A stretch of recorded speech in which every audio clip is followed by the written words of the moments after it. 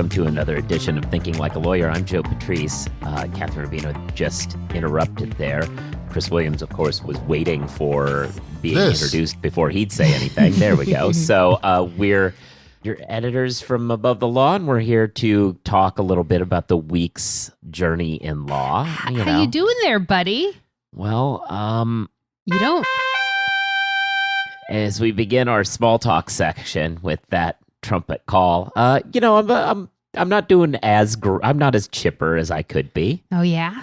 Yeah, I did have my battery replaced. So you were admitting to being a robot. That's what's going on right there. I Cool. got my battery replaced on the old defibrillator, so my whole left side isn't really moving around all that well. But the good news is you probably got COVID during surgery. No, I can type articles still. They're just a little slower because I can only use one hand. But to hunt and peck, Jeffrey Toobin. Oh yeah, nice. I had the thought, but not the name. There we go. Nice. But but my ability to hunt and peck doesn't hurt my ability to, hit my sound effect board. Wow. Yeah. I just thought that maybe, staring mortality in the face would make you a little bit less of a dick. Nope. But, okay. Nope. If anything, steals my resolve. Today's episode brought to you by Viagra. No. Not really a heart medicine. Although, what was that one that was... What was Viagra invented for? It was invented for something that was not its ultimate use. I do remember that. Was it? I think was it a heart medicine? To do with heart medicine. And then they found, and I think there was a study that showed that Viagra actually reduced the pain from period cramps. But then they were like, women. They don't count. So, what kind of market is that? Yeah. Yeah, no, LSD was a migraine medicine at first, right? So, like, everybody... this devolved to a pharmaceutical conversation way quicker than I hoped. Yeah. Look, it's... Hey, Chris, how was your weekend? I'm having that brain fart where like somebody says, so what you do? And you forget everything you've ever done in your life. A lot of being in the house. My mom came through. She's in the house. She helped me. It was good. It was good to see her. We got some cooking in. Nice. But yeah, I still don't remember anything else outside of that. So forgive me. Sucking the marrow out of life. Yeah, I didn't do anything all that interesting. You got cut open. Well, that was on Monday. So I was going to count it as your thing. Okay. I guess that's fair. Yeah, no, I'm plugging along. Well, anyway. I went shopping. Well, good. Well, online shopping, but still count it. Mm-hmm. Friends of I are spending some time at the TWA Hotel at JFK, which is all like decked out as like a retro, cool kind of locale. So I decided, obviously, that my wardrobe should at least have a retro flair. Now, my number one issue is that most of the stuff that I currently have that's like a little retro I lean more towards like 70s retro when I really feel like 60s is more like hitting it on the nose, but I'm working on it.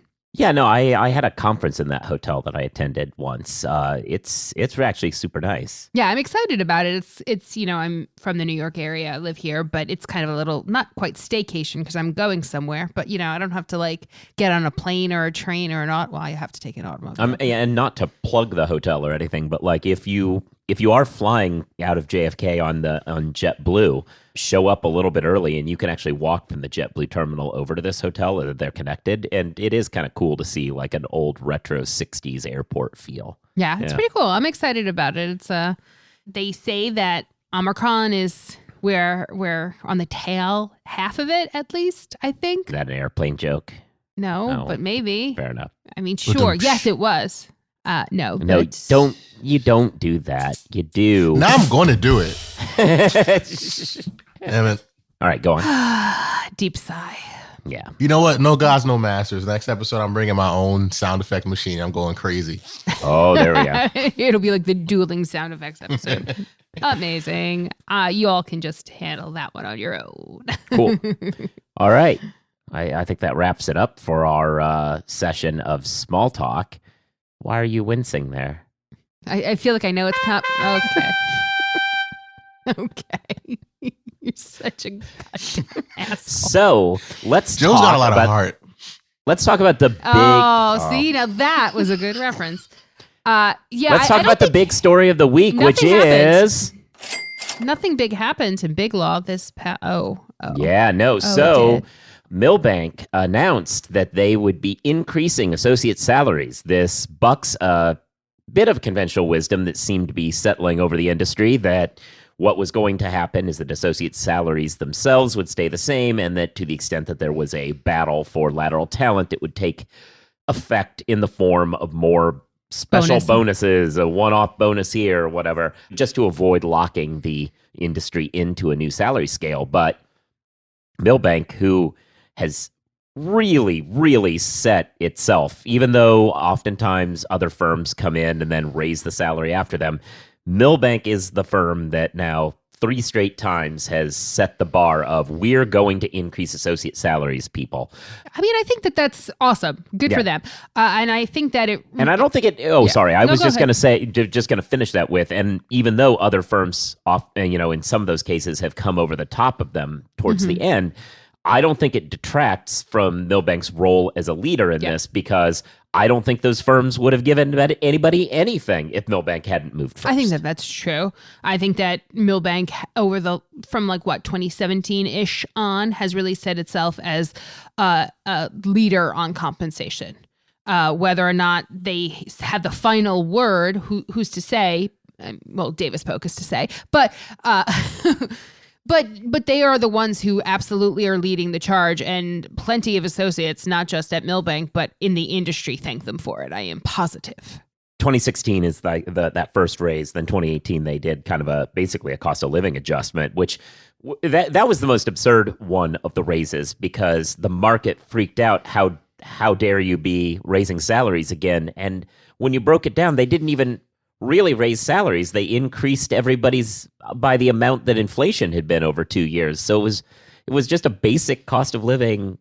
Oh, that's interesting. Do you think the fact that inflation is a thing is part of why firms are doing this now? I would certainly hope inflation is not a thing to the tune of these sorts of raises. Fair. To these level of raises. So it ranges between $10,000 and $20,000 depending on class year, which, and we kind of had talked about this earlier, that this is not just an individual salary goes up, because individuals' salaries go up every year as they progress. They go second years become third years. That means they get a different salary. But what a third year in the abstract gets paid has gone up, I think $10,000 in that instance. But each of those years have seen a bump between $10,000 and $20,000, depending on seniority. Nothing. Yeah. And so far, not every firm has matched at this point, but firms have started trickling in to match. Most notable, maybe this might date when we actually are recording this. I guess that's fair. But it is worth it to say that Davis Polk, as we've kind of mentioned, is another, they have a bit of a spoiler role on Milbank's party. They often will come over the top of the established numbers, either in terms of special bonuses or maybe for a higher class, as Cravath did, I think, in 2018, right? The Cravath came over the top for more senior associates. Yeah, in the middle of the run, And that's something I think that is very much still on the table. Neither Cravath or DPW have moved yet. We'll see what they do. I think if either of them come out to this scale, that becomes the scale. Yeah, I think that's right. I like to think the price raises are actually just a pissing contest between senior partners, or somebody does a faux pas at a party and is like, you know what, I'm gonna make your company pay all your associates way more money. In some ways, it kind of is, right? I mean, that basically is how the lateral market operates at this point. The amount of transactional work out there is outstripping the size of the staff of transactional lawyers that these firms have. They are going to keep increasing and raising the stakes on each other until they have enough folks to fulfill the demand. Yeah, I think it is really interesting. It does seem very much like corporate partners or corporate work is really driving a lot of this. I had a Biglaw partner in litigation quip to me that they can't imagine a first-year associate is worth $215,000 a year. But I was like, well, talk to your partners because they think so. And look, a lot of people complain about the amount of money lawyers make, but I don't know. I got to sit back and say, like, I don't think these folks have. When old lawyers complain, no young associate is worth XYZ, I think they are really failing to grasp how expensive it is to get a law degree at this point. The amount of tuition it costs to get a law degree and the amount of debt folks are going into to get law degrees has reached a point where it is not feasible to pay associates $100,000 anymore. If you want to incentivize anybody to go through the process to get a law degree, you actually have to start touching the $200,000 line just so they have some prospect of paying back their loans within the first 10 to 15 years that they're lawyers. If you cut back on the amount of tuition, then perhaps you could cut back on how much you pay associates. But until that happens, it's a cost of it's an input cost that has to be reflected. And the wild thing is that's even the case for people that go to law school and don't end up going to Biglaw, because I know a lot of people, they're like, oh, I'll just go to law school, I'll get a Biglaw gig for the summers, pay off some of my loans, and then that'll help in the long run. They don't get the Biglaw gig, and then they're stuck with the debt, the same amount of debt that people that go to big firms have, but they don't have the pay to do it. It's like so much of the conversations about lawyers making a lot of money ignores the fact that most lawyers aren't working in Biglaw gigs, but they have that that carrot that gets dangled in front of them to help maintain the idea that, oh, this is manageable, this will be fine. Yeah, and the idea that, and this is going to eventually cause that sort of mid-level and public interest shortage crisis. And we're not breaking any new ground here. This has already happened in a bunch of other industries. Basically, you have to come in independently wealthy to go into public interest work in a bunch of different fields because of the way in which tuition has increased even at the undergrad level. But the law school explosion of debt has gotten so extreme that the idea, when I went to law school, it was already expensive, but the concept of I'll work in Biglaw for a few years and then do something else was still at least quasi-plausible. You'd still have debt after that, but you wouldn't necessarily be underwater. So it took me I think I finished off all of my debt after 10 years of working in both Biglaw and at a boutique that paid basically Biglaw salaries. So, and that took me 10, and tuition has basically doubled at my alma mater in that period of time. So, and salaries haven't. So to me, it seems as though these salaries are still not quite where they would need to be to match the cost that law schools are putting on folks, which is probably a reason we should do something about law schools. But, there's no appetite for that, unfortunately. Hey, Sarah. The moral of the story is folks are getting paid. That's good. We'll see if more people get paid. Yeah.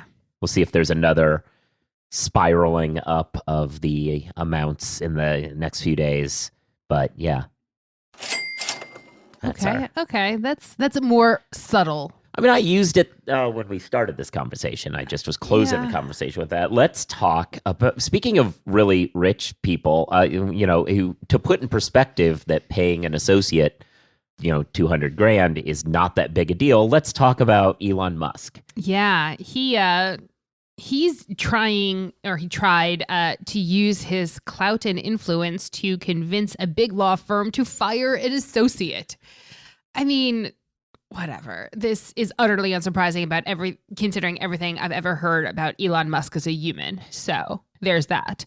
But the interesting part, I think, is that the big law firm is Cooley. Cooley was like, nah, man, we're not going to do it. And the reason why Elon Musk has it out for this associate is that the associate came to the firm from the SEC. And while at the Securities and Exchange Commission interviewed Elon Musk as part of, I don't know if you remember, Elon had sent a bunch of tweets, and then he was about and then affected the stock prices, and there was a whole thing, and he had agreed to a bunch of things about what he was doing on Twitter, and the in-house counsel at Tesla had to like review some of his tweets if they were on like the following subjects or something like that. It was a whole thing. And so apparently he did not enjoy being brought before the SEC. And now that Cooley has hired them, and Cooley does a bit of, or has historically done a bit of work for Tesla, and they are withdrawing, and they've apparently started to make arrangements already to withdraw some of their work from Cooley.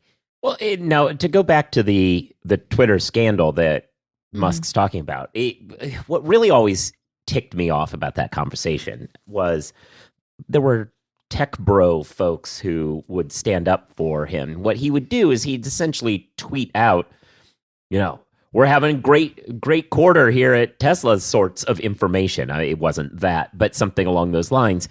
And he would be divulging public information outside of the context of the earning calls and the sort of outlets in which you are supposed to be giving out this information. He's functionally giving out insider information. This is a problem. And people complained, the government all over him. He should be able to say whatever he wants. It's like, well, he should say whatever he wants if he doesn't want to start putting his money on the market. Like, if he doesn't want his company on the market, then he can say whatever he wants. He could be Mike Bloomberg and own the company himself and say whatever he wants. But if he feels he needs to make money by taking it to the stock market, then he's got to follow some rules. Yeah. There's nothing, it wasn't really complex. This wasn't a freedom issue, despite the fact that a bunch of stupid libertarians tried to turn it into one at the time. So the SEC had to talk to him about, you're violating a bunch of the rules that exist to allow you to become the richest person in the world, despite the fact that your cars only work half the time. Hey, it's 52 really now. Feel. Okay, fair enough. I cheerfully withdrawn. Yeah, I think it's interesting because folks, when we wrote about this story and the Wall Street Journal broke it and a bunch of people were talking about it, and I know I've heard some people say, oh, well, it's surprising that Cooley did not, the customer is always right, that they didn't choose the clients in this. And I think that kind of misunderstands the ethos of a lot of big law firms.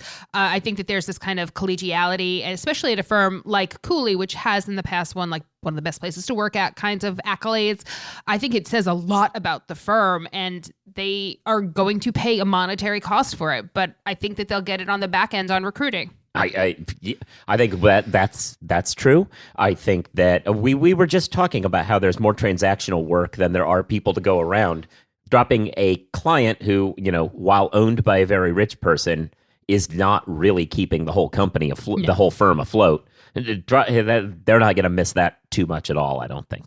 All of a sudden, they've now got an opportunity to get an SEC alum an opportunity to work on more stuff. That seems like a win-win. Yeah. I don't know. It's rare that we get to have stories at Above the Law where I can just kind of unreservedly say, good for them.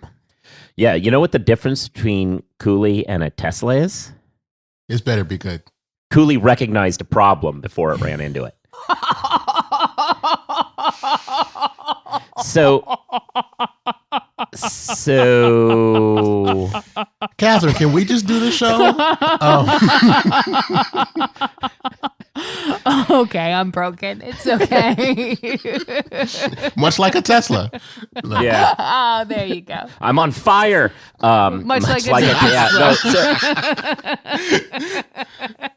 It pains me to make these jokes because I tend to come down on the self-driving car side of this. Generally speaking, I mean, I think there are serious issues with accidents and its inability to recognize stuff, but I worry that a lot of folks are taking the fact that these companies are doing things that I think are probably moving too fast as a reason to not build self-driving cars as opposed to getting better ones. Yeah, like I have huge problems with the way in which things are going now, but I always, and we actually did a show about this back when Ellie was my co-host about self-driving and what to do about it. And he's like, they're all like killing people and robots and awful. And I was like, yeah, they ultimately will be a better thing for the world if they came to work, but that cars isn't don't an get excuse. Drunk. Exactly. Cars don't get drunk.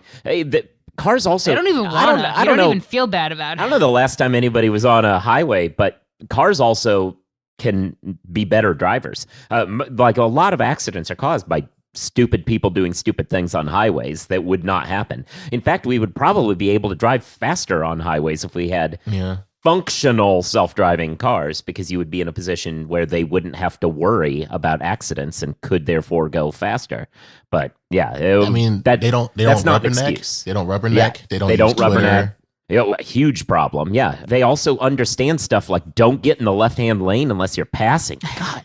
Anyway, but if we had more self-driving cars, cops would probably have less probable cause to pull over black people. So you got to weigh the good with the bad. I mean, there is that, and less probable cause to do any of the stuff, because putting aside race issues, which is a hard thing to do, but in this one Alabama town that I wrote about, it was true that there was no wasn't really a racial dynamic to what they were doing. There's a town in Alabama that now gets over half of its budget from just issuing needless fines to people on highways for looked like you hesitated a little bit there. Really ridiculous, trumped up stuff. A huge piece. I didn't do the original reporting on it. That was from the Alabama.com, which was a fantastic article that everyone should read about the way in which Southern fried corruption is alive and well in law enforcement in the South. So, but that wasn't really our next topic. Our next topic was, Kathryn, you also talked to us a little bit about a judge who wasn't vaccinated. Yeah, it was a Dutchess County judge in New York, Judge Mora, refused to get vaccinated. It is required in New York State for judges, for any court personnel to get vaccinated or get an exemption. He applied for an exemption. It was denied. So he was banned from the courthouse, said that he should do what he's supposed to do remotely, etc. And Law 360 did some reporting and found that not only was he continuing to come to the courthouse on a near daily basis, he did it without a mask. Mm-hmm. Not only that, he didn't even show up like with a mask. He showed up with a face shield, which is worthless basically, but is at least some sort of a show of something.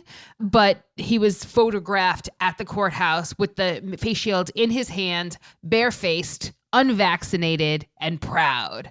It's obvious. It's all the things. But every person who works for the court system has to be vaccinated or get an exemption, or else they're fired. Except for judges, right? Because there's a whole judicial ethics separate process which can take over a year to adjudicate. The court system won't comment specifically on the judge, but it's not great.